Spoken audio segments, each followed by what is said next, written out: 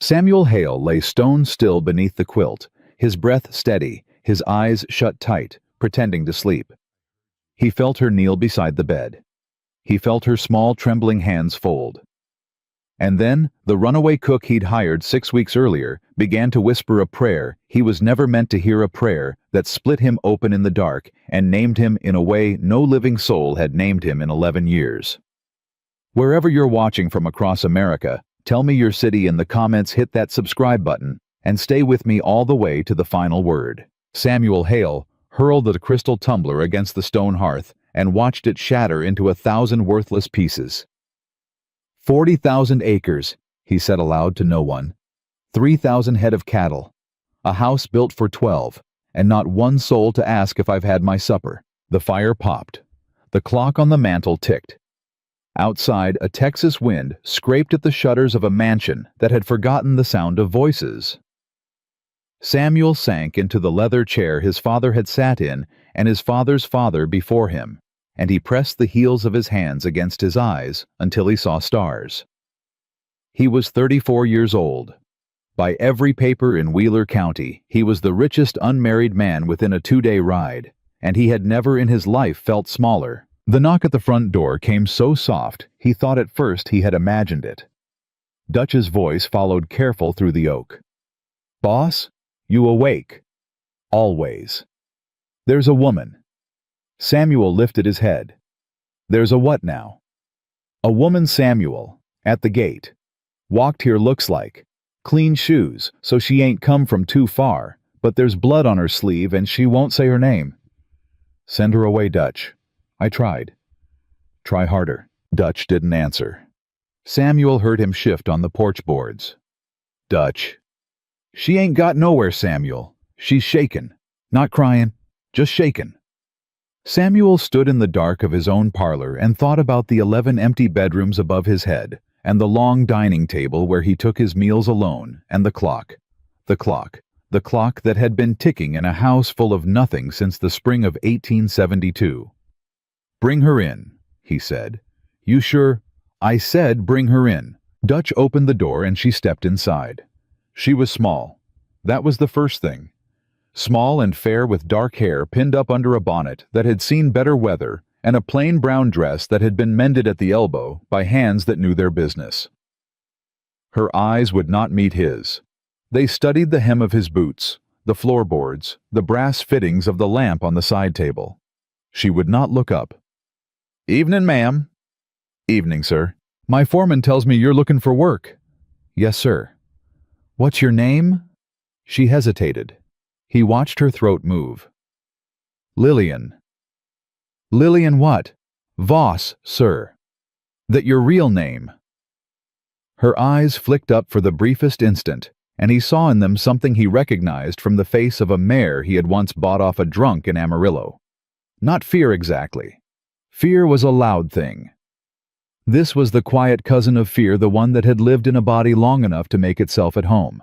"Yes, sir," she said. "It is." He didn't believe her. He nodded anyway. "Miss Voss, you ever cooked for a ranch of 30 hands?" "No, sir." "You ever cooked at all?" "I can cook, sir. I can cook very well." "For who?" A pause. "My father, sir, and my family." "Where's your family now?" She did not answer. Her hands folded in front of her apron tightened around each other until the knuckles went white. Samuel looked at Dutch. Dutch looked at the floor. "Dutch, go on out and see to the horses." "Boss." "Go on now." Dutch tipped his hat to Lillian, which was a thing Dutch almost never did to strangers, and he left them in the parlor with the ticking clock and the broken glass on the hearth. Samuel waited until the front door shut. Then he pulled a chair out from the small card table by the window. "Sit down, Miss Voss." "I'd rather stand, sir, if it's all the same." "It ain't all the same. Sit." She sat. She sat the way a bird sits on a branch it intends to leave at the first sound, perched, ready. "I ain't gonna ask you again where your family is," Samuel said. "I figure if you wanted to tell me you would, but I will ask you this, and I will ask it only once. Is there somebody looking for you?" She did not answer. Miss Voss, I got 40,000 acres and 100 miles of fence line, and I do not need trouble riding up my road in the middle of the night. So I will ask you plain. Is somebody looking for you? I don't know, sir. You don't know? I don't know if he's looking. I know he'd find me if he tried. Samuel leaned back. The chair creaked under him. And who is he? Nobody you'd know, sir. Try me. A man from Amarillo. Husband. No, sir. Kinshare. No, sir. Then what? Her jaw set. For the first time since she had walked in, she looked him full in the face. He was to be sir, a husband. That was the arrangement. My father made it with his father when I was 16 years old, and I did not object, because I did not know then what I know now. And 3 nights ago I left. I left through a window with what I'm wearing, and I walked. And if you tell me to go, sir, I'll go and I'll walk some more. But I am asking you plain, as I know how to ask, if you would let me work. I don't need wages till you've decided whether I'm worth them. I don't need a room in the house. I'll sleep in the kitchen by the stove. I'll cook. I'll clean. I'll mend. I won't speak unless spoken to. I won't be trouble. I swear on my mother's grave, sir, I won't be trouble. Samuel Hale looked at this small, fair-skinned woman in a borrowed bonnet, and something shifted in his chest that he did not expect and did not know what to do with. What's his name? He said. Sir. The man from Amarillo. Name. Why, sir? Because if he comes onto my land, I want to know who to shoot first and ask questions after. She stared at him. Then very slowly, a breath came out of her that seemed to have been held since she was 16 years old. Garrett, sir, James Garrett. Garrett. Samuel said the name once to settle it in his memory. All right, Miss Voss. I will take you on for 30 days. You will cook and you will clean, and you will be paid at the end of 30 days, same as every hand on this ranch. You will sleep in the room off the kitchen, not on the floor beside the stove, because I am not an animal, and I do not keep women on floors. You will not be bothered by any man on this property, and if any man bothers you, you come to me and I will see to it. Are we understood? Yes, sir. One more thing. Yes, sir. If James Garrett rides up my road, you will not open a door. You will not step onto a porch. You will not so much as look out a window. You will find Dutch or you will find me, and you will let us handle it. Are we understood? Her eyes filled. She did not let the tears fall. She was not, Samuel realized, a woman who let things fall. Yes, sir. Good. He stood up. The kitchen's through that door.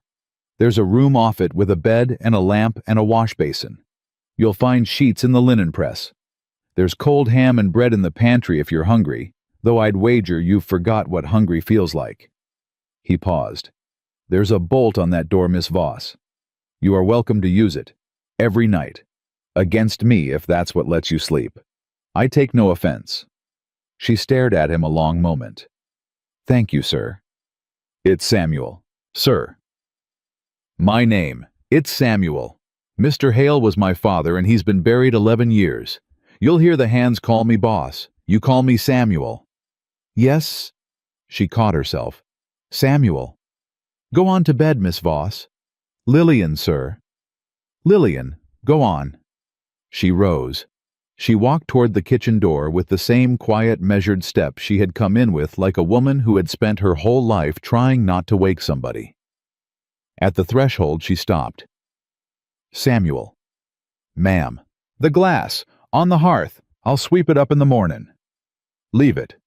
It'll cut somebody's foot. Nobody walks in this parlor in their bare feet, but me and I broke it. If my foot gets cut, I reckon I earned it. She did not smile. But something in her face softened, just at the edge, just for an instant. Good night, Samuel. Good night, Lillian. She closed the kitchen door behind her. Samuel Hale sat back down in his father's leather chair and stared at the broken crystal on the hearth and at the clock on the mantel that had been ticking for 41 years without stop. And he thought about how his mother used to hum while she worked in the kitchen, and how nobody had hummed in that kitchen since the spring of 1872. He thought about a woman with blood on her sleeve who would not meet his eyes, and about a name she had said out loud for the first time in 3 days, and about the bolt on the inside of the door. He did not sleep that night. He sat in the chair until the dawn came gray across the Texas grass, and then he rose and he walked out onto the porch, and he waited for Dutch. Dutch came up the steps with his hat in his hand. "You were supposed to be asleep, boss." "I was supposed to be a lot of things, Dutch." "She settled in all right." "She did." "What'd you decide?" 30 days. Same wage as any hand. Room off the kitchen. And nobody touches her, Dutch. Nobody so much as tips a hat too friendly." "Understood." "There's a man." "Figured." "James Garrett, out of Amarillo.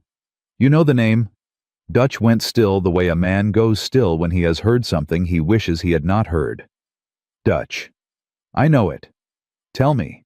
"Garretts own about half the cattle between Amarillo and the Canadian. The old man, Colonel Garrett, he come back from the war, with more money than sense, and his boys come up mean. James is the oldest. He's Samuel. He's the kind of man who don't hear the word no. He's gonna hear it now. Samuel. He's gonna hear it now, Dutch." Dutch nodded slowly. He looked out over the pasture where the early sun was turning the grass from gray to gold. "What do you want me to do, boss?" "I want 2 men on the north gate day and night startin' this mornin'. I want Cookie moved into the bunkhouse permanent, so the only soul in that main house besides me is her. And I want you to ride to Mobeetie and send a wire to Judge Parker in Fort Smith." "Judge Parker. That's a hell of a wire to send over a runaway cook." "She ain't a runaway cook, Dutch." "No, she's a woman. She's a woman who walked 3 days through Texas with blood on her sleeve, and she did not cry once in my parlor, not even when I told her she could use the bolt against me. She's a woman, and on my ranch a woman is not a thing that runs away. She's a soul that gets home." Dutch took a long breath. He tipped his hat back on his head the way he did when he was about to say something he had been chewing on for a while. "You been alone up in this house a long time, Samuel. I know it. I ain't sayin' don't help her. I know what you ain't sayin'. I'm sayin' watch your heart, son, that's all. I knew your daddy. I knew your mama. I have watched you rattle around inside these walls like a dime in a tin can for 11 years, and I am glad, Samuel. I am glad there is a woman hummin' in your kitchen again. But you don't know her yet, and she don't know you. And a man's heart, when it's been alone that long, it'll mistake a kindness for a vow." Samuel looked at him. "Noted, Dutch. That's all I'll say. That's all I'll let you say." Dutch grinned the first grin Samuel had seen on his face in a week.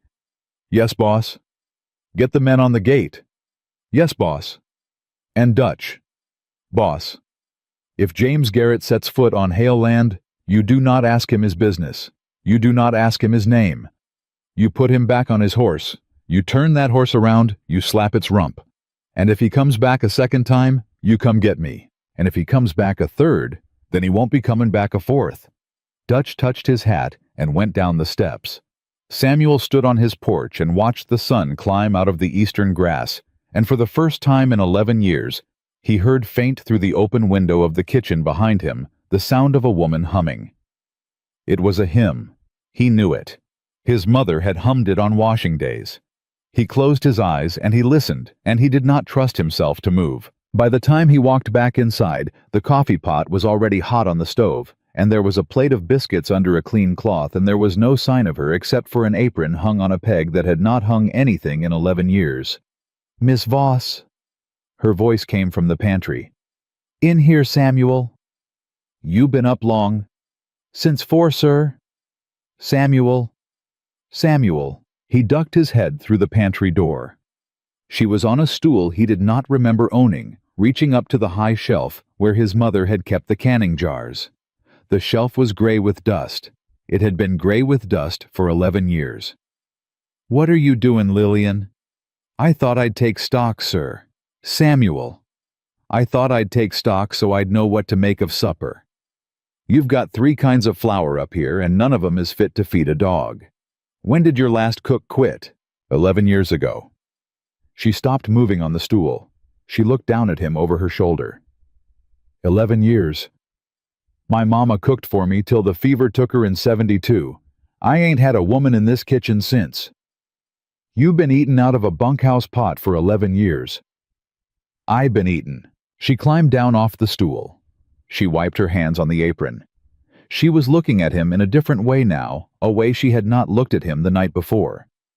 It was not pity.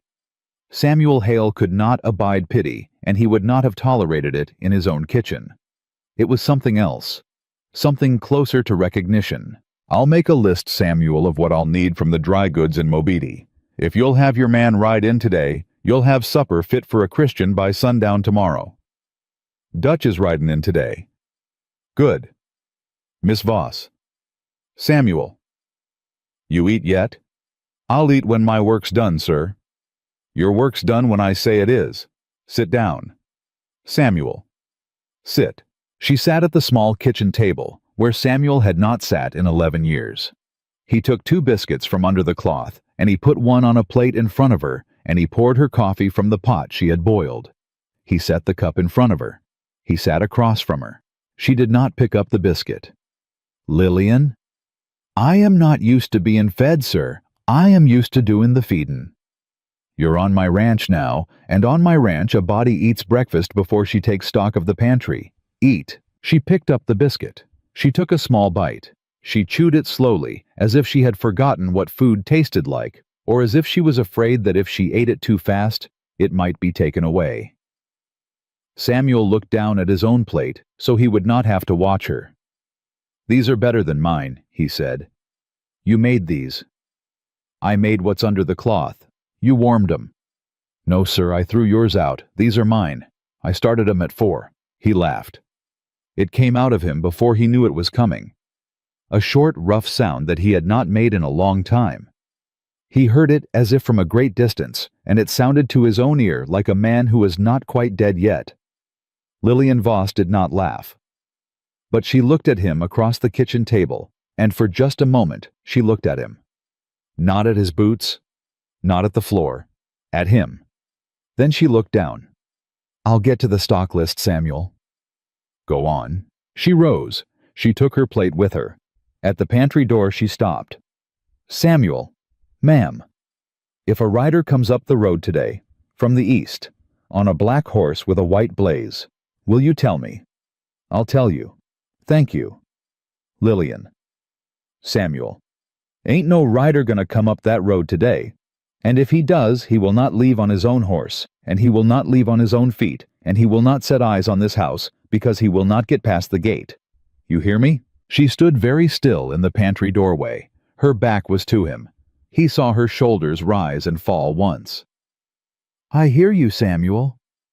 Go on.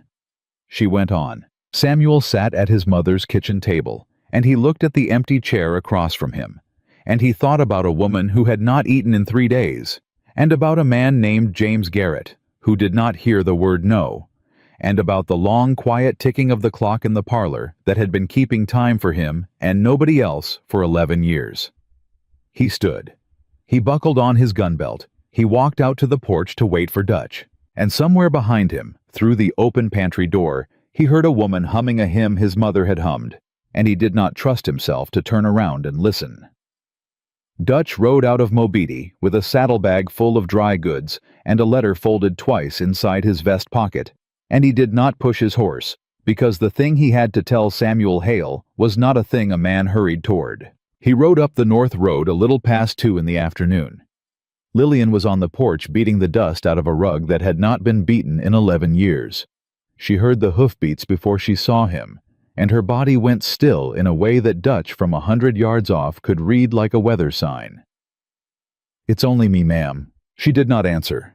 She went on beating the rug. But Dutch saw how her eyes tracked him all the way up the drive and how her right hand kept a little too close to the corner of her apron, where something small and hard was stitched into the hem. A knife. Dutch had been a lawman long enough to know a woman with a knife sewn into her apron when he saw one. Boss around? In the barn, sir. Sir is Dutch. Dutch. That's better, ma'am. Lillian. That's better still. He went around to the barn. Samuel was in the last stall with a bay gelding running a brush down its flank the way a man does when he is trying to think himself calm. Dutch. Boss. You sent the wire? I sent it. And pulled the letter out of his vest pocket. Parker wired back before I left. He knows the Garrett name. He said, and these were his words. Samuel, he said, James Garrett is a man the federal court has been watching for 2 years and cannot lay a glove on because every witness who might speak against him has either died married into the family or left the territory. Samuel set down the brush. What kind of deaths? The kind that don't ever look like murder. How many? 3 that he'd put the name to. A foreman who quit in '85, a ranch hand's wife who was set to testify about something she saw, and a preacher in Tascosa who told Garrett to his face he would not marry him to a girl who wept all the way down the aisle. Samuel Hale went very still. Dutch watched him. The girl in the aisle, Dutch. I asked. She was 16. It wasn't our Miss Voss. It was another one. She ran the night before the wedding. She made it as far as the Canadian River. And then she didn't. Samuel closed his eyes. Boss, Dutch said, there's more. Tell me. I stopped at the dry goods to fill her list. Clem behind the counter asked me who I was buying flour for. I said my own self. He said I'd never bought flour in my life and I'd better pick a better story. So I told him a piece of the truth. I said we got a cook on now, a woman. And he said, quiet as a mouse, he said, Dutch, a man, come through here yesterday asking after a small dark-haired woman who might be traveling alone. Clem did not give him any answer. But the man was polite Dutch. And he was wearing a silver ring with the letter G cut into it. Samuel opened his eyes. He's already in the county. He's already in the county. How far? A day, maybe less. Samuel stepped out of the stall. He walked past Dutch without a word out of the barn across the yard up onto the porch. Lillian was shaking the rug over the rail. She turned when she heard his boots. Samuel, Dutch brought the flour. Lillian. She saw his face and the rug slid from her hands and fell in a heap at her feet. He's here. He's in the county. God in heaven. Lillian, I need you to go inside, and I need you to go up the stairs, and I need you to go into the room at the end of the hall, the one with the blue curtains. You bolt that door. You do not come out for anyone but me or Dutch. Do you hear me? Samuel, I cannot let you. I ain't asking you, Lillian. I'm telling you, move. She moved. He watched her go up the stairs. He waited until he heard the bolt. Then he turned around to Dutch, who had come up onto the porch behind him. 6 men on the north gate. 6 more on the south. I want every hand on this ranch armed by sundown. I want the dogs loose in the yard. And I want you, Dutch, in this house on the first floor with a rifle across your knees until I come back. Where you going, boss? I'm going to Mobeetie. Samuel, a man with a silver G-ring, asked a polite question in Clem's store yesterday. I am going to go ask him a polite question back. He'll have men with him. Most likely. He'll know your face before you know his. Most likely. Samuel, listen to me. If you ride into town today and you put a hand on James Garrett, you will hang for it. His daddy owns 3 judges between here and Austin. Then I won't put a hand on him. I'll put words on him. And I will tell him to his face that the woman he is hunting is under the protection of Samuel Hale, and that the next time a man wearing a silver G-ring comes within a mile of her, he will be shot off his horse before he knows he's been seen. And then we'll see what kind of man James Garrett is. Dutch looked at him a long moment.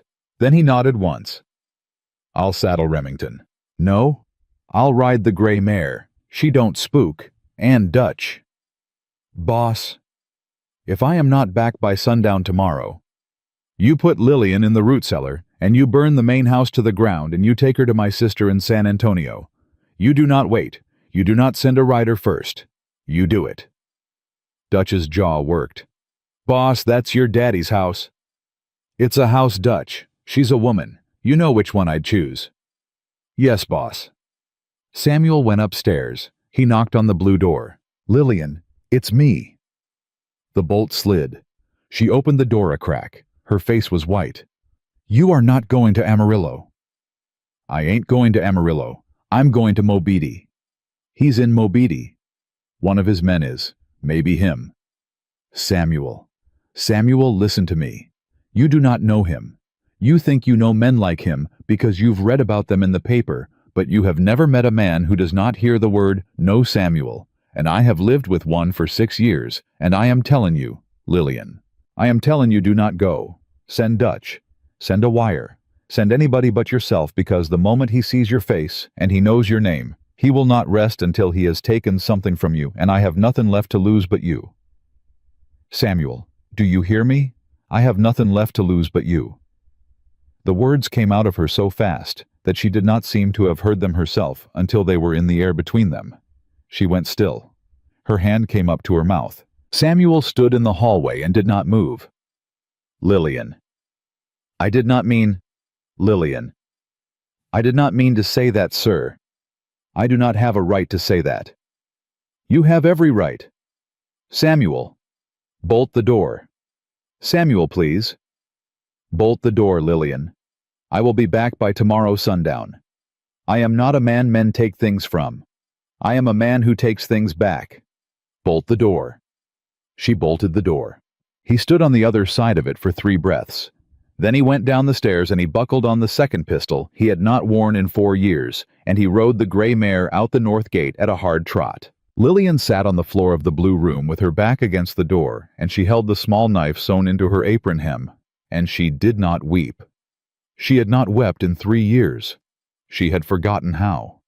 She stared at the blue curtains her fingertips had dusted that morning, and she prayed silently without moving her lips, the way a woman prays when she has learned that a man hears better than she wants him to. She prayed for Samuel Hale, and she prayed the words she had said to him. "I have nothing left to lose, but you had not been a lie, because if they had been a lie, then she was a worse woman than James Garrett had always told her she was. And if they had been the truth, then she had just given a stranger her whole life for the second time in 6 years, and this time it was for keeps." Downstairs, Dutch sat in the parlor with a Winchester across his knees. He did not put the rifle down. He did not take his eyes off the road. And every few minutes, without moving his head, he glanced at the ceiling above him, where the woman Samuel Hale had ridden to war for was breathing quiet and scared in a room with blue curtains. Night came. Samuel did not come back. At 9 o'clock, Dutch stood up. He walked to the foot of the stairs, and he called up in a voice pitched for a woman to hear. "Miss Lillian." "Dutch." "You hungry, ma'am?" "No, Dutch." "You thirsty?" "No, Dutch." "You scared?" A long pause. "Yes, Dutch." "Come on down, ma'am. I'll sit with you in the kitchen." A scared woman ought not to be alone in a room with the door bolted. That's how a body gets to feeling she's already dead. She came down. She came down in her dress and her apron, and she sat at the kitchen table across from Dutch, and he set the rifle across the table between them, like a fence between 2 neighbors. "Dutch." "Ma'am?" "Has he done this before?" "Done what, ma'am?" "Gone out. For a woman." Dutch considered. He took off his hat and set it crown down on the table. "No, ma'am, he has not." "Then why?" Dutch did not answer for a while. He reached out and turned his hat a quarter turn on the table, and then a quarter turn back. "Miss Lillian, I have known Samuel Hale since he was a boy of 12, bringing water to his daddy's cow camp in a bucket bigger than he was. I watched him bury his mama in the spring of 72. I watched him bury his daddy in the winter of 78. I have watched him sit alone in that parlor for 11 years, and eat alone at that table, and walk his land alone from sunup to sundown. And the only thing I have ever heard him pray for, ma'am, and I am a man who does not tell another man's prayers. So you will hear this once, and then never again. The only thing I have ever heard Samuel Hale pray for is that a soul would come up his road who needed him more than he needed himself." Lillian stared at him. "And then you come up the road, ma'am." "Dutch." "That's all I'll say." Dutch, I am a woman with a price on her head, and a man who thinks he owns her, and a father in a grave who sold me for a herd of cattle, and I am not an answer to any man's prayer. Ma'am, I am not. Ma'am, with respect, that ain't for you to decide, and it ain't for me to decide, and it ain't even forgive me for Samuel to decide. That's the Lord's decidin', and not ask our permission. She looked at him. Outside, a horse came up the road. Dutch had the Winchester in his hands before the hoofbeats were close enough to count. Lillian stood up so fast her chair went over backward. Stay behind me. Dutch, behind me, ma'am. He walked to the front door. He opened it 3 inches. He looked out. Then he closed the door, and he leaned his forehead against it, and he said very quietly, Thank you, Jesus. Dutch! It's him. Samuel came up the porch steps. His shirt was torn at the shoulder, and there was blood on his sleeve. But it was not his blood, and Lillian saw that, and she saw his face, and she understood before he said a word. Samuel. Lillian, are you hurt? I ain't hurt. Is he? He is not dead. He is in the Mobidi jail. I put him there myself. He will be out by noon tomorrow because his daddy owns 3 judges between here and Austin, and by sundown tomorrow he will be on this road, and he will be bringing men. How many? I don't know. 10, 12, enough. She put her hands to her face. Lillian, look at me. She looked at him. I spoke to him. I spoke to him across the bars of that cell, and I told him your name, and I told him you were on my ranch, and I told him he would have to come through me to get to you, and he smiled at me. Lillian? He smiled like a man who has been waiting his whole life for another man to say those words. And he said to me, he said, Mr. Hale, I will buy your ranch from your widow for $1 an acre, and she said it while you watched. Lillian's hand went to her throat. He said that. He said that. Oh, God. Lillian, I did not ride back here to hide you. I rode back here to tell you something, and I would be obliged if you would hear me say it without looking at the floor. Samuel. Look at me, Lillian. She looked at him. In this house you are not a cook. In this house you are not a woman running. In this house you are the soul that came up the road when I had asked for one, and I will not hand you back to that man for $1 an acre or $10,000 an acre or every acre in Texas. Do you hear what I am telling you? Samuel, he will kill you. Do you hear what I am telling you? Samuel. Do you hear me, Lillian? Her mouth trembled. She made a sound that was not a word. I hear you. Good. He walked past her. He walked past Dutch. He went to the gun cabinet in the hall, and he unlocked it with a key he wore on a chain around his neck, and he took down a long gun that had belonged to his father, and he laid it on the kitchen table beside Dutch's Winchester. Dutch. Boss, ride to the bunkhouse. Wake every man. I want every hand on this ranch and this kitchen in 1/4 of an hour. I want them armed. I want them sober. And I want them to understand before they walk in that door that any man who is not willing to stand for a woman tomorrow against James Garrett can draw his wages tonight, and no hard feelings, but he will draw them tonight and he will be off my land by dawn. Yes, boss. Go on. Dutch went. Samuel turned to Lillian. She was still standing in the middle of the kitchen with her hands at her throat. Lillian. Samuel. Sit down. She sat. He sat across from her. He reached across the table slow the way a man reaches toward a mare that has been beaten, and he laid his hand palm up between them. He did not touch her. He laid his hand there open, and he waited. She looked at his hand a long time. She did not put her hand in his, but she reached out very slowly, and she laid her fingertips on the inside of his wrist where the pulse was, and she left them there for the count of 3, and then she took them away. Samuel Hale. Ma'am? If we live through tomorrow. If we live through tomorrow. I will tell you a thing about myself that I have told no living soul, and you will decide then if you still want a soul up your road. Lillian? Do you agree? I agree. Then go and meet your men. He stood. He picked up his father's long gun off the kitchen table.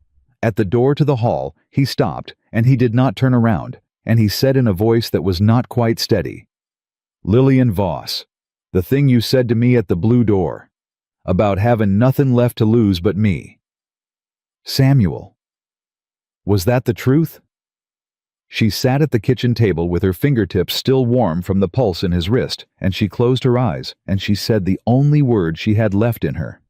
Yes. He did not turn around. He walked down the hall and out onto the porch and into the yard where his men were already beginning to gather in the dark. The men came, 16 of them counting Dutch. They came in their shirt sleeves and their boots and their pistols, and they stood in a half circle inside Samuel Hale's kitchen, and they waited. Samuel did not waste words. "A man named James Garrett will ride up this road tomorrow. He will bring 10 men, maybe 12, maybe more. He is coming for the woman who has been cooking your suppers for 6 weeks. She does not want to go with him. She will not be made to go with him. Not while I draw breath on this land. Not while any man in this room draws breath on this land. Any of you who cannot stand to that, I have your wages ready in my desk drawer. No hard feelings, no questions. You ride out tonight." Nobody moved. Then one man stepped forward, a thin hand named Hollis, the one Samuel had never quite taken to the one who laughed too loud and drank too much. "Boss, I got a wife and 2 babies in Canadian." "I know you do, Hollis." "I can't." "I know. Go on." Hollis looked at the floor. "I'm sorry, boss." "Don't be sorry. Be alive. Go on." Hollis left. He went out the back door with his hat in his hand, and he did not look at any of the other men. And no man in that kitchen said a word against him, and Samuel was glad of it, because a man who rides out to protect his own babies is a man doing the Lord's work even when it looks like running. Samuel turned back to the 15 men who were left. "Any other man?" Nobody moved. "All right. Dutch has your posts. Eat something. Sleep if you can. I want every man on his feet by 4. They filed out. Dutch was the last to leave. He stopped in the doorway. "Samuel." "Dutch?" "She's still at the table." "I know." "You gonna be all right?" "I'm gonna have to be." Dutch went. Samuel stood alone in his kitchen with Lillian at the table, and he did not sit. He picked up his father's long gun, and he set it across his shoulder, and he looked at her a long moment. "Lillian." "Samuel." "Go on up to bed." "I cannot sleep, Samuel." "Neither can I, but you will try, and I will try. And in the morning, we will do what needs to be done, and we will do it with steady hands, because steady hands is all we got." "Samuel." "Ma'am." "I cannot be in that blue room alone tonight." He looked at her. "Lillian, I am not asking what you think I am asking. I am asking to sit in a chair in the hall outside your door. I am asking to hear a man breathe. I have not heard a man breathe through a wall in 6 years without being afraid of what would happen when the breathing stopped, and I am asking you, Samuel, for one night to let me hear a man breathe who I am not afraid of." Samuel was quiet a long time. "There's a chair in the hall," he said. "I put it there myself when my mama was sick so I could sit through the night. It's still there. Bring a quilt." "Thank you, Samuel." "Don't thank me, Lillian. Just come up when you're ready." He went up the stairs. He heard her a minute later carrying the chair from the hall, setting it down outside his door. He heard her sit. He heard the small rustle of the quilt. He lay down in his clothes boots on pistol on the bedside table, long gun across the foot of the bed, and he closed his eyes, and he did not sleep. A long time passed. Then he heard the handle of his door turn. He did not move.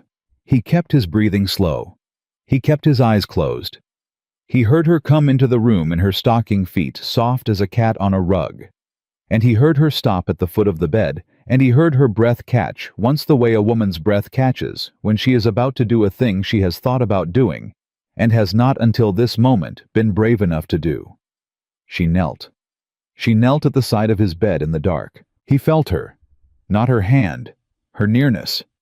The small heat of a body close to his in a house that had not had a body close to his body in 11 years.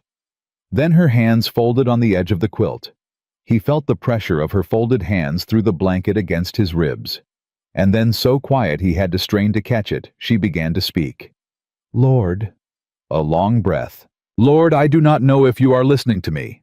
I have not been a woman. You have had much reason to listen to. I have lied, and I have run, and I have taken what was not mine, and I have sewed a knife into my apron that I would have put in a man's throat without asking your leave." Her voice caught. She did not stop. "But Lord, there is a man asleep in this not mean to care for. I came up his road for work, and he gave me a room, and he gave me a name, and he gave me a bolt on the inside of a door, and he told me I was welcome to use it against him. Lord, and I have lived 31 years, and no man has ever said that to me, that a door could be bolted against him, and he would take no offense." Samuel Hale lay in the dark, and he did not breathe. "He is going to fight a man for me tomorrow, Lord. He is going to fight a man who will kill him if he can. And he is going to fight him, because I came up his road with blood on my sleeve, and I do not. Lord, I do not think I am worth a man like him dying over." Her voice broke. "So I am asking you if it is your will to let him see the morning, let him see the noon, let him stand on his porch again and look out at his grass, and let him see, Lord, just once, let him see his own self the way I have come to see him. Not as a man with 40,000 acres, not as a man with 3,000 head, as a man, as a soul, as a good and lonely man who has been waiting his whole life for somebody to walk up his road and see him plain." Her hand moved. She laid her palm just for an instant flat on the blanket over his heart. "And Lord, if it is your will that one of us does not see the morning, let it be me. Let it be me. I have had my share of mornings, Lord, and most of them have not been kind, and I can spare a few. Samuel Hale has been owed a morning for 11 years. Let him have it. Amen." She took her hand away. She rose. She did not make a sound. She went back out of the room in her stocking feet, and she closed the door behind her with a click so soft that a sleeping man would not have heard it. Samuel Hale lay in the dark of his own bed, with his eyes shut and his fists clenched in the sheets, and for the first time in 11 years, Samuel Hale wept. He wept without sound, because a man does not wake a woman who has just given her life away in prayer. He wept into the quilt until the quilt was wet under his face. He wept for his mother and for his father, and for 11 years of a house with a ticking clock. And he wept for a small fair-skinned woman in a hall chair outside his door who had just asked God to take her first. When he had finished, he opened his eyes. The sky through his window was still black, but there was a thinness to the black that told a man who had watched 1,000 dawns that a dawn was coming. He got up. He went to the door. He opened it. She was in the chair with the quilt pulled up under her chin and her eyes open. "Lillian." "Samuel." "Come downstairs." "Samuel, it's not yet 4. Come downstairs." She came. He sat her at the kitchen table. He lit the lamp with hands that he was proud of because they did not shake. He poured her a cup of coffee from the pot that Dutch had left warm on the stove. He sat across from her. "Lillian." "Samuel." "I heard you." She went white. "Samuel, I heard every word. I was not asleep. I want you to know that. Before this day gets to where it is going, I want you to know that I was not asleep, and I heard every word." Her hand was at her throat again. He saw it trembling. "Samuel, I did not mean—" "You meant it. Don't walk it back now. You meant every word, and so did I when I said what I said to you in that hall, that you are the soul that come up my road when I asked for one, and a man does not unhear a prayer like that, Lillian, and a man does not want to. Samuel, now I am going to say a thing to you, and you are going to let me say it, because if this day goes bad, I will not get to say it twice. Samuel, please. Lillian Voss, if we live through today, I do not want a cook. I do not want a housekeeper. I do not want a woman who sleeps in a room off my kitchen with a bolt on the door. I want a wife. I want you, Lillian. I have wanted you from the night you walked into my parlor and would not meet my eye. And I did not know it was that till you knelt at my bed and prayed the Lord to take you first, and now I know it, and I will not die tomorrow, or the day after, or in 40 years with that word unspoken between us. Do you hear me? Tears were running down her face. She did not wipe them. Samuel, do you hear me, Lillian? I hear you. You do not have to answer me. I do not want an answer from a woman who has been running for 3 days and praying all night. I want you to hear me, and I want you to carry it into whatever comes today, and when today is done, you will tell me yes or you will tell me no, and I will honor whichever one you say." She reached across the table. She took his hand. She did not lay her fingertips against his pulse this time. She put her whole hand in his small and cold and shaking, and she held on. "Samuel." "Ma'am."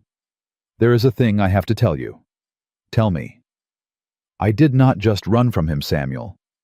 "Tell me." "I took something." Samuel's hand went still around hers.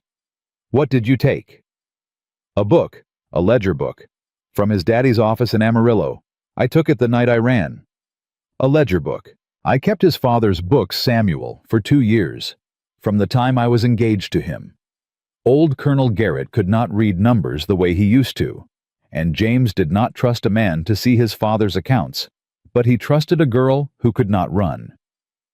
So I kept the books. And in those books, Samuel, are the names of every man the Garretts have paid off in 4 counties. Judges, sheriffs, the land agent in Tascosa, the assayer in Canadian. I took the book, Samuel. I took it, and I hid it, and I ran. And the reason James Garrett is not coming here tomorrow for a runaway fiancé, Samuel, is because James Garrett is coming here tomorrow for that book." Samuel sat very still. "Lillian, I am sorry I did not tell you. I was afraid you would put me back on the road." "Lillian, where is the book?" "It is safe." "Where is the book?" "If I tell you, Samuel, and they take you and they hurt you, you will tell them. Every man tells them. I have watched every man tell them. I am not going to let you be another man who tells them because of me. The book is safe. When this is over, if we are alive, I will put it in your hand, and I will put it in the hand of a federal marshal, and the Garretts will hang in a federal courtroom in Fort Smith for what is written in it. But until then, Samuel Hale, you do not know where it is, and you will not know where it is, and that is how I keep you alive today." Samuel looked at her a long moment. Then very slowly he lifted her hand to his mouth, and he kissed the backs of her fingers, one small cold knuckle at a time. "All right, Lillian. All right. All right. You hold your book. I hold my ranch.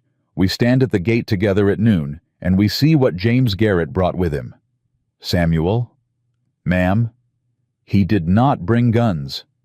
"What?" "Or he did. But he did not bring only guns. He brought a paper, Samuel. He will have a paper. I know him.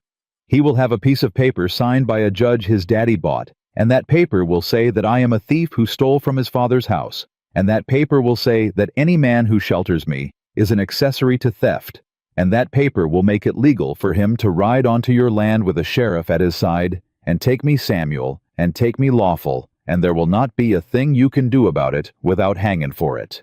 Samuel stood up. He walked to the kitchen window. He looked out at the dark that was beginning to thin in the east. "A sheriff," he said. "Yes." "A sheriff and a paper." "Yes." He did not turn around. "Lillian, does that paper have your name on it?" "My name, and a list of what I took." "Does it list a ledger book?" She blinked. "No." "Why not?" "Because if James Garrett writes the words ledger book on a court document, he writes his own death warrant. He cannot put that book on a paper a judge will sign. He cannot tell his father what I took. He cannot tell the sheriff what he is chasing me for. He told them I took a necklace, Samuel. That is what the paper will say. A diamond necklace of his mother's worth $1,200. Did you take a necklace?" "No." Samuel turned around. He was smiling. It was a thin, hard smile, the smile of a man who has just seen a door he did not know was in the wall. "Lillian." "Samuel." "He cannot search you." "What?" "He cannot search you or this house for a ledger book, because the paper says he is looking for a necklace. If he finds a ledger book, he cannot name it. If he names it, he hangs. He will have to ride in here with a sheriff, take you lawful, and hope to find the book on your person or in your room. And if the book is not on your person, and it is not in your room, he cannot tear this house apart without tipping his hand to the sheriff. Lillian. Samuel. Where is that book? Samuel. I am not asking you where it is. I am asking you, is it on this ranch? A long silence. No, Samuel. Where is it? It is with a woman in Mobiti, a widow. I gave it to her the night I walked through town. I told her if I was not back for it in 30 days, she was to federal marshal and say the name Lillian Voss. She will die before she gives it to a Garrett. I know her, Samuel. I have known her since I was a girl. Samuel Hale laughed. A real laugh, the laugh of a man who has been holding his breath for 6 weeks. Lillian Voss. Samuel. You are a smarter woman than any man James Garrett has ever met in his life. I had to be, Samuel. There was nothing else to be. He came across the kitchen. He knelt down beside her chair. He took both of her hands in both of his. Lillian, listen to me. I want you to go upstairs. I want you to put on your Sunday dress. I want you to come down those stairs when that sheriff rides up my road. And I want you to stand on my porch like a woman who has not done a thing wrong in her life. And I want you to let James Garrett look at you. And I want you to smile at him. Lillian, because he cannot touch you and he knows it. And the paper in his hand is made of nothing. Samuel. Yes, ma'am. What if I am wrong about the paper? Samuel looked up at her. His eyes were steady. Then we find out together, Lillian. Now go put on your Sunday dress. She stood. At the foot of the stairs, she stopped. She did not turn around. Samuel Hale. Ma'am? The answer is yes. He did not move. I will not ask you a second time, Lillian. I know you won't. That's why I'm answering you now. The answer is yes. Whatever comes up that road at noon, the answer is yes. She went up the stairs. Samuel Hale stayed on his knees on the kitchen floor a long time, with both of his empty hands still held together in front of him, as if he were the one who had just learned how to pray. Outside, far down the long north road, the dust of riders had already begun to rise against the gray of a Texas dawn. The dust came up the north road just before noon. Samuel Hale stood on the steps of his porch in a clean white shirt and his father's gun belt, and Lillian Voss stood beside him in a dark blue Sunday dress that had belonged to Samuel's mother, buttoned to the throat, and her small cold hand was not in his, because a woman does not stand on a porch holding a man's hand when she is being accused of theft in front of witnesses. But her shoulder was against his shoulder, and that was a thing neither of them was going to move. Dutch came up the steps from the yard rifle in the crook of his arm. 12 riders, boss. 2 ahead, 10 behind. Tell me about the 2 ahead. One's Garrett, one's wearing a star. Wheeler County. Potter. Samuel smiled the thin, hard smile again. Potter County. Yes, boss. 140 miles from here. Yes, boss. That is not a Sheriff Dutch. That is a man wearing a star in a county he has no business in. Let him come to the gate. Do not open the gate. I will come down. Boss? Do not open the gate, Dutch. Yes, boss. Samuel turned to Lillian. Lillian. Samuel. You stay on this porch. You do not come down to that gate. Not for me. Not for him. Not for the second coming of Jesus Christ. You hear me. I hear you. If shots are fired, you go inside. You bolt the door. You take the knife out of your apron. Samuel? Say it. I go inside. I bolt the door. I take the knife out of the apron. Good. He went down the steps. He crossed the yard.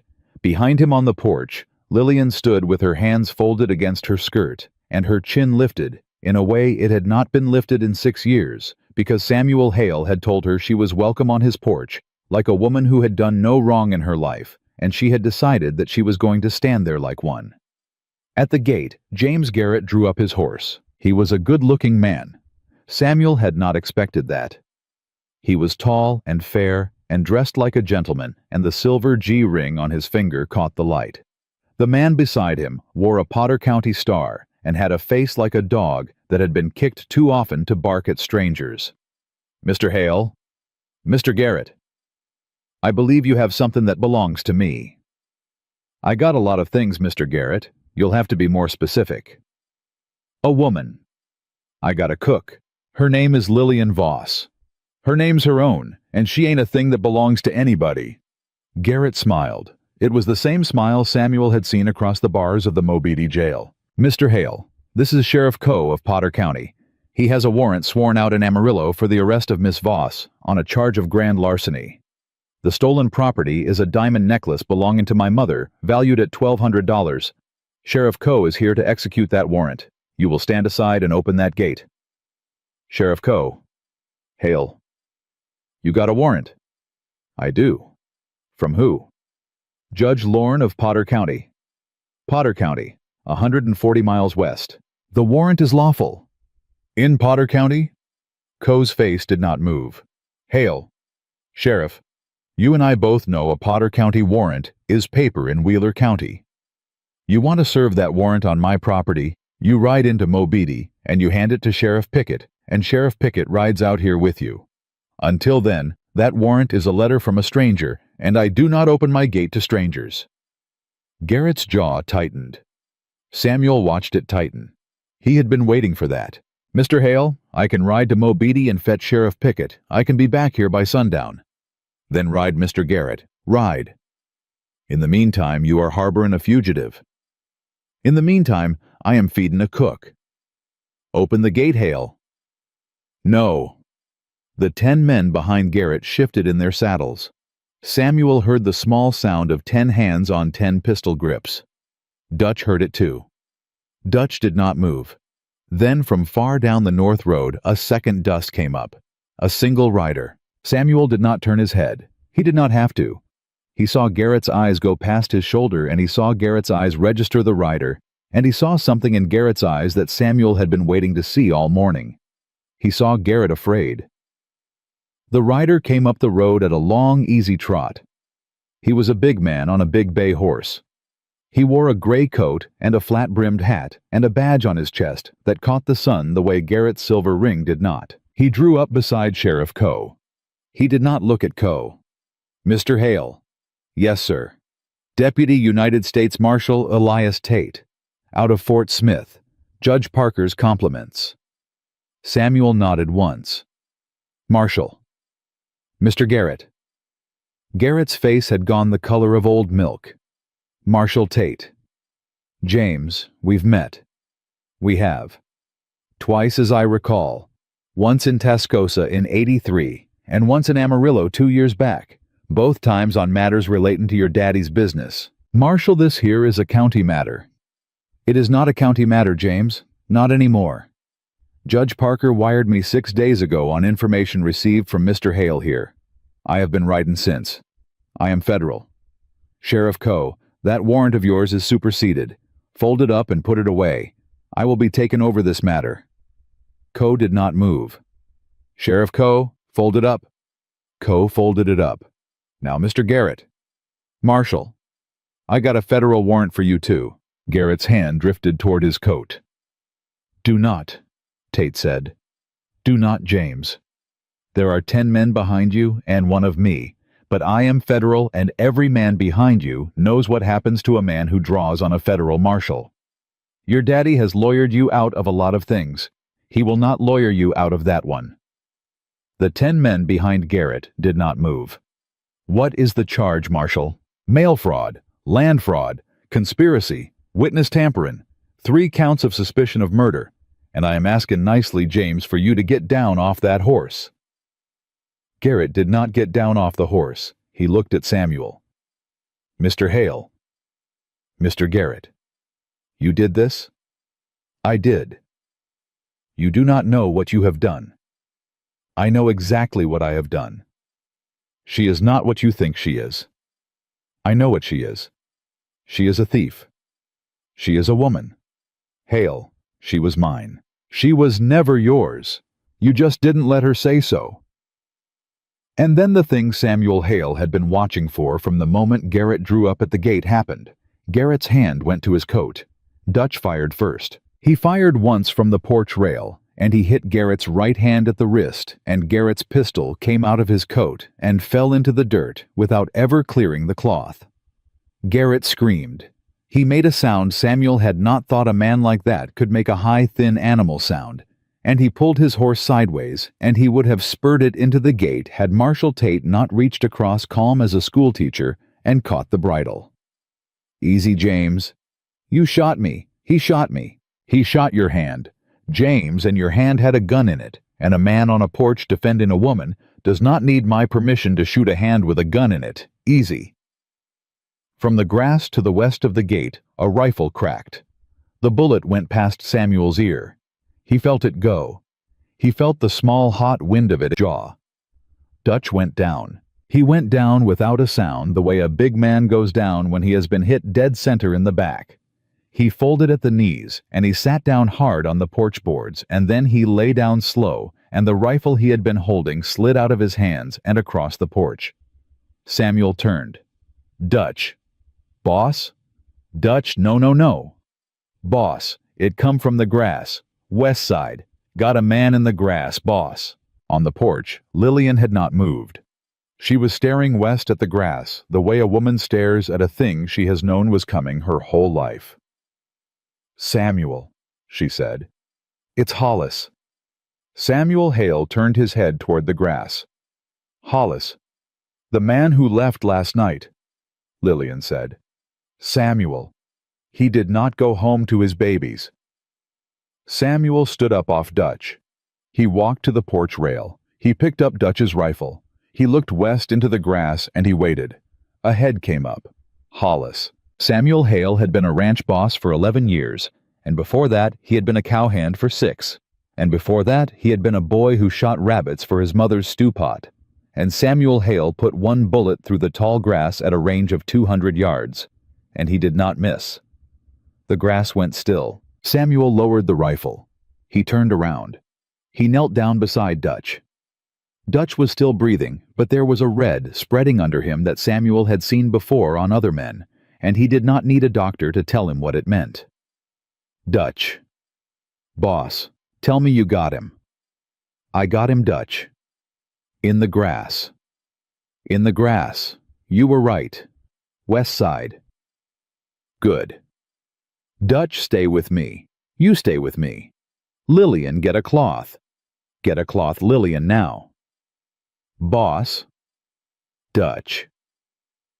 "Boss. Listen. Dutch. Your mama. Back in 72. She asked me to look after you." "Dutch, don't." "I did my best, boss." "Dutch. Tell Miss Lillian. Tell her she was. Tell her she was the answer." And Dutch closed his eyes, and he smiled a little, the small crooked smile of a man who has just put down a thing he has been carrying a long way, and then he did not open them again. Samuel Hale knelt on his porch beside the man who had taught him how to sit a horse, and how to read a brand, and how to hold a rifle without flinching, and he did not weep, because there was not time to weep. He set Dutch's hand down gentle on Dutch's chest. He stood up. He walked down the porch steps. Lillian came down behind him. "Samuel, Samuel, you told me to stay on the porch. I know what I told you." "Samuel, come on." She came on. At the gate, Garrett was on the ground. Marshal Tate had put him on the ground. His right hand was wrapped in a bandana that was already red through. Sheriff Coe had not moved from his saddle, and would not because Marshal Tate's pistol was resting easy on the pommel of Tate's saddle and pointed in the general direction of Sheriff Coe's belt buckle. Samuel stopped 3 feet from Garrett. Garrett looked up at him. Then Garrett's eyes went past Samuel to Lillian, and Garrett smiled the thin, cold smile of a man who has one card left in his hand and has been saving it. "Lillian." "James." "Come here, darlin'." Samuel stepped between them. "Mr. Hale, I am speaking to my fiancée." "You are speaking to the woman I am marryin'. Lillian, you hear that? Lillian, darlin', step around him. Step around him and let me look at you. Let me look at you the way I used to look at you. You remember how I used to look at you, don't you, darlin'? In your daddy's parlor? In my daddy's study? In the barn? Lillian, you remember the barn?" Samuel's hand went to his pistol. "Samuel." Lillian's voice. "Samuel, don't." Lillian, "Don't, Samuel. Step aside." Lillian, "Step aside. I will say this to him. I have been waiting 6 years to say this to him. Step aside." Samuel stepped aside. Lillian Voss walked around her husband-to-be, and she stood in front of the man who had owned her for 6 years, and she did not tremble, and she did not weep, and she looked down at him on the ground where he sat bleeding, and she said every word of it in a voice so quiet that Marshall Tate had to lean forward in his saddle to catch it. James Garrett. "Lillian, darlin', you do not speak. You listen. I have done your listenin' for 6 years. You do your own now." His mouth closed. "I was 16 when my daddy sold me to your daddy for a herd of cattle. I did not know then what sold meant. I learned. I learned in your daddy's parlor. I learned in your daddy's study. I learned in the barn." James. "Yes, I remember the barn, and I remember every mornin' after the barn, when I could not lift my arm to button my own dress, and I remember your mama lookin' at the bruise on my jaw over the breakfast table and passin' me the jam. I remember every single thing, James. I remember better than you do." Garrett's face had gone white. "I kept your daddy's books for 2 years because he could not see the numbers, and you could not read men, and you thought a girl was safe, James. You thought a girl was a thing you could leave in a room with a ledger book, and she would not see what was in it. You were wrong. I saw every judge. I saw every sheriff. I saw the land agent in Tascosa. I saw the assayer in Canadian. I saw the preacher in Dalhart that your daddy paid off after the girl who ran from you in '84 drowned in the Canadian River. I saw her name James. I saw what your daddy paid to have her name taken out of the courthouse record. I saw all of it, and I copied it every line into a second book, and I took that book with me when I walked out of your house, and I gave it to a woman in Mobeetie, and the woman in Mobeetie has been told James that if I do not come back for it in 30 days, she is to take it to a federal marshal and say my name." Garrett's mouth opened. "Oh, God." "That is the first time you have said his name, James, that I have ever heard you say it in 6 years." Lillian. Marshall Tate. "Ma'am." "You are a federal officer." "I am, ma'am." "I am handin' you that book today. By sundown. A widow named Esther Willoughby above the dry goods in Mobeetie. She is expectin' you. Say my name to her, and she will put it in your hand. Ma'am, that book is the last thing I own in the world that was taken from me, Marshall, and I am givin' it to the United States government. I am givin' it to you. I want every name in it brought to trial. I want Colonel Garrett in a federal courtroom. I want James Garrett in a federal courtroom. I want every judge and every sheriff and every land agent who took $1 of Garrett money to stand in front of 12 honest men and say what they did. Do you hear me, Marshall?" "I hear you, ma'am." She turned back to Garrett. "Now, James." "Lillian." "Now you may say what you were going to say to me." He did not say anything. She knelt down, slowly, on both knees in Samuel's mother's blue Sunday dress in the dirt of Samuel's yard, 3 feet from the man who had owned her. She looked him dead in the eye. "I am not afraid of you, James Garrett." And then she stood up, and she brushed the dust off her skirt with the flat of her hand, and she walked back to Samuel Hale, and she took his arm, and she did not look behind her as Marshall Tate pulled James Garrett to his feet and put the irons on him. At the porch, she stopped. She looked up at Samuel. "Dutch." "He's gone, Lillian." "Oh, Samuel." "He said something to tell you." "What did he say, Samuel?" "He said you were the answer." And there on the porch steps, with the 10 riders of James Garrett being disarmed one by one in the yard behind them, and with Sheriff Coe of Potter County being walked down off his horse in irons of his own, and with the body of a hand named Hollis cooling in the grass 200 yards west, Lillian Voss finally, after 3 days of walking and 6 years of not put her forehead against Samuel Hale's chest and wept. He held her. He held her a long time. He did not speak. He did not need to. Above them, the clock in the parlor that had been ticking for 41 years ticked on, but it was not any more ticking for one man alone. They buried Dutch on a Tuesday morning on a rise of ground east of the main house, under a pecan tree Samuel's father had planted the year Samuel was born. Samuel dug the grave himself. He would not let any of the hands touch a shovel. He worked through the dawn and into the heat of the morning.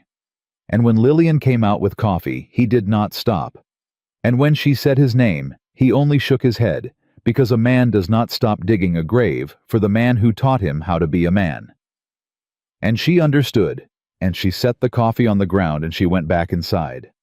At noon she came out again in her Sunday dress. The 15 remaining hands stood in a half circle around the grave hats in their hands. Samuel stood at the head. Lillian stood beside him. There was no preacher. There had not been time to fetch one, and Samuel had said he did not. He had said Dutch had not been a church-going man, and he would not have Dutch put in the ground by a stranger speaking over him out of a book Dutch had never read. Samuel spoke instead. "Dutch." The hands lifted their heads. "Dutch Armstrong come to work for my daddy in the spring of '68. He was not yet 30 years old. He stayed 20 years. He buried my mama in '72. He buried my daddy in '78. He stayed on with a boy of 23 because he had promised my mama he would, and Dutch Armstrong did not break a promise to a woman livin' or dead. He taught me to ride. He taught me to shoot. He taught me not to draw on a man unless I meant to kill him. And he taught me the harder thing, which was to not kill a man I could have. He stood at my gate last Friday with a rifle across his knees, and he did not put it down till he was dead, because a woman in my house had asked him to keep her safe. And Dutch Armstrong did not say no to a woman askin'." Samuel's voice did not break. "I do not have words for him. I have had 2 days to find him, and I have not. I will only say this. Dutch Armstrong was my father after my father, and my mother after my mother, and my brother, all the years between. And there is not a day I will draw breath on this land that I will not owe him for it. Amen." The hands said amen. Lillian said amen. Samuel picked up the shovel. He filled the grave himself too. That evening, after the hands had gone back to the bunkhouse and the sun had dropped red behind the west pasture, Samuel Hale sat on his porch in his father's chair, and Lillian sat on the step at his feet, and neither of them spoke for a long time. Then Lillian said, "Samuel." "Ma'am?" "Marshal Tate came by this afternoon. I saw him ride in. I could not make myself come down." "I know. I sat with him in the kitchen." "What did he say?" "He said he had the book. He said a federal grand jury is being called in Fort Smith for the first week of June. He said Colonel Garrett was taken into custody in Amarillo last night. He said James Garrett will be tried on 3 counts of murder and 4 of fraud, and the Lord knows how many of conspiracy, and that the earliest he will see the outside of a federal penitentiary, if he is not hanged first, is the year 1911. Samuel nodded slowly. "He also said something else, Samuel." "Tell me." "He said there is a reward for information leading to the conviction of James Garrett. A stand-in reward posted 2 years ago by the railroad he defrauded in '85. $5,000. $5,000. He said it is mine.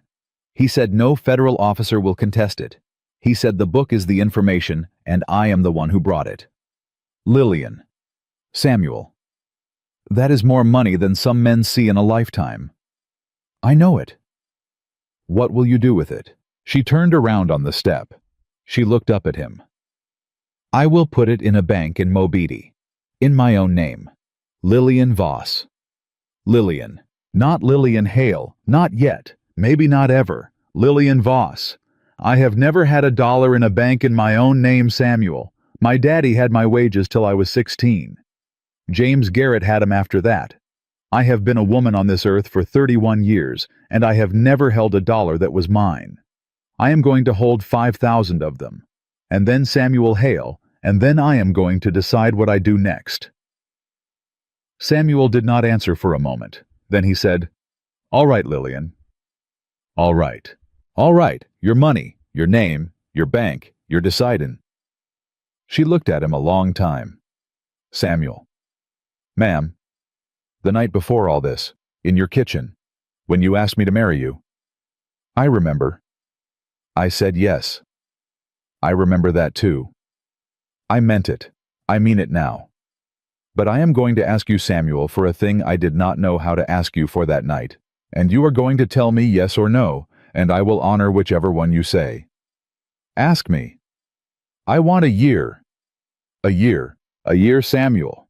A year in my own room. A year with my own money. A year on this ranch as a woman who is not a wife, and is not a cook, and is not a fiancée. A year to be Lillian Voss, in a place where a man has not decided who she is before she wakes up. And at the end of that year, Samuel. If I am still the soul you want up your road, you ask me again. And I will answer you again. And the answer will be real Samuel, because it will have been a year of me choosing to answer it, and not a year of me running toward a porch. Samuel was quiet a long time. Lillian. Samuel. You want a year. I want a year. Same room you got now. Same room. Same wage I've been paying you. Not a wage, Samuel. I will not take wages anymore. I will cook because I love to cook, and I will keep the house because I love the house. I will live here as a guest. If you ask me for a chore, I will do it because I am a woman who helps, not because I am a woman who is paid. And the room off the kitchen, I will take a room upstairs if you will let me. The one with the blue curtains. Because I sat in that room one night with the door bolted and I learned a thing in that room. What thing? That a door is only worth having a bolt on it if there is a man on the other side of it who would honor the bolt. And I have been on this ranch 6 weeks, Samuel, and you have not once put a hand on the handle of my door. Not once. And I would like for a year to sleep in a room with a bolt I do not feel I have to throw. Samuel did not speak for a while. When he did, his voice was not quite steady. Lillian Voss? Samuel. You can have a year. You can have 10 years. You can have this ranch if you want it, and me along with it or not, as suits you. The blue room is yours. It has been yours since the first night you set foot in it, and I was a fool not to offer it then. Samuel. I will court you, Lillian. I will court you in my own house for a year. I will take you to supper in my own dining room like a stranger, and I will knock on your door like a caller, and I will sit across a parlor from you like a man with hopes, and I will not touch your hand without your leave. Samuel. And at the end of the year, if you say no, I will not ask you why. I will put you on the train to wherever you want to go with your $5,000 and my blessing, and I will live out my days on this porch, and I will count them well spent for the year I had. Samuel Hale. Ma'am, you are going to make me cry on a Tuesday, and I have not cried on a Tuesday in 6 years. I'm sorry, ma'am. Don't be sorry. She stood. She stepped up onto the porch. She laid her hand flat and steady against his cheek the way a woman lays her hand on a cheek when she has decided a thing inside herself that she is not yet ready to say out loud.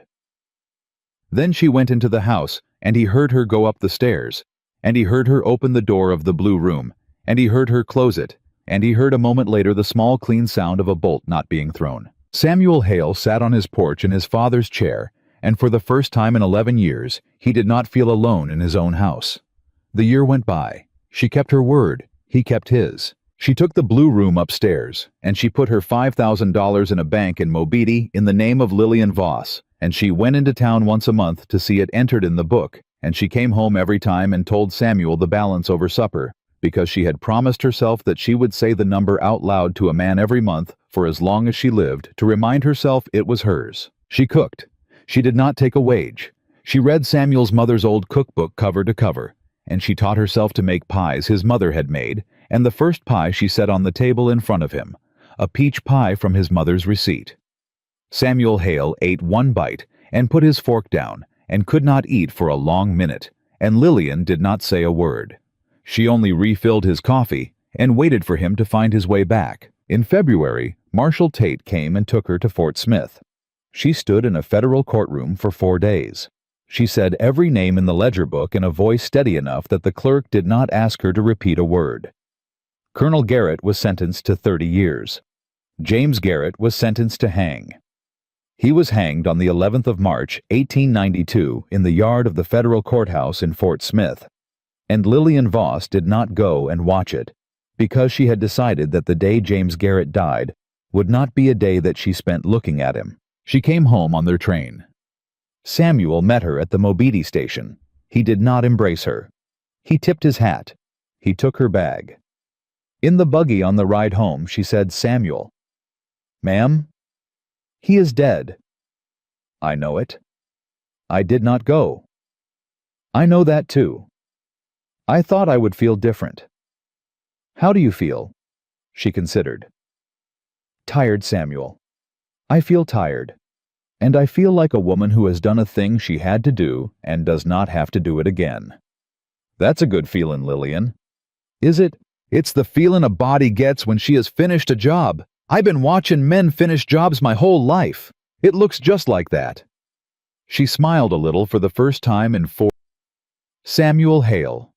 Ma'am, I am 3 months into my year. I know. 9 to go. I know. You have not asked me a single question since I come back. I ain't gonna ask you one, Lillian, not for 9 months. Samuel. 9 months, Lillian. And he did not ask her one. Spring came. She planted a garden on the south side of the house where his mother's garden had been. Summer came. She put up 40 jars of peaches and 80 of tomatoes, and she lined them on the pantry shelf that had been gray with dust the first night she walked in. And every time she walked past it, she touched one jar for luck. Fall came. She rode out one morning to the north pasture with Samuel on a sorrel mare he had picked for her himself, and she sat a horse as well as any man he had, and she did not say so. But she liked the feeling of a horse under her because she had not been on one since she was 14 years old, and her daddy sold the last of hers to pay a debt. Winter came. They sat by the fire in the parlor most evenings. He read to her from the paper. She mended. The clock on the mantel ticked, and she had learned by then to hear it as a sound that belonged in a house full of people, not an empty one. On the 1st of March, 1893, Lillian Voss came down to breakfast, and she laid a hand on Samuel Hale's shoulder at the kitchen table, and he looked up. Samuel? Ma'am? It has been a year. He set his coffee down. Lillian, you have not asked me a question. I have not. I am asking you to ask me now. Samuel Hale stood up from his kitchen table. He took off his hat, which he had been about to put on. He set it down on the chair. He came around the table to her, and he stood in front of her, and he did not take her hand because he had promised her a year, and he would not touch her hand without her leave, even on the first day past the year. Lillian Voss. Samuel Hale. Will you be my wife? She put her hand in his. Yes, Samuel. Yes. Yes, today. Tomorrow. Next Sunday. Whenever the preacher can be fetched. Yes. He did not kiss her. Not yet. He put his arms around her slow, and she put her arms around him, and they stood like that in the kitchen that had been empty for 11 years, and was not empty anymore, and when she lifted her face to his, she was the one who kissed him. They were married on the 15th of March, 1893, in the parlor of the main house, by a circuit preacher out of Mobeetie. 15 ranch hands stood for witnesses.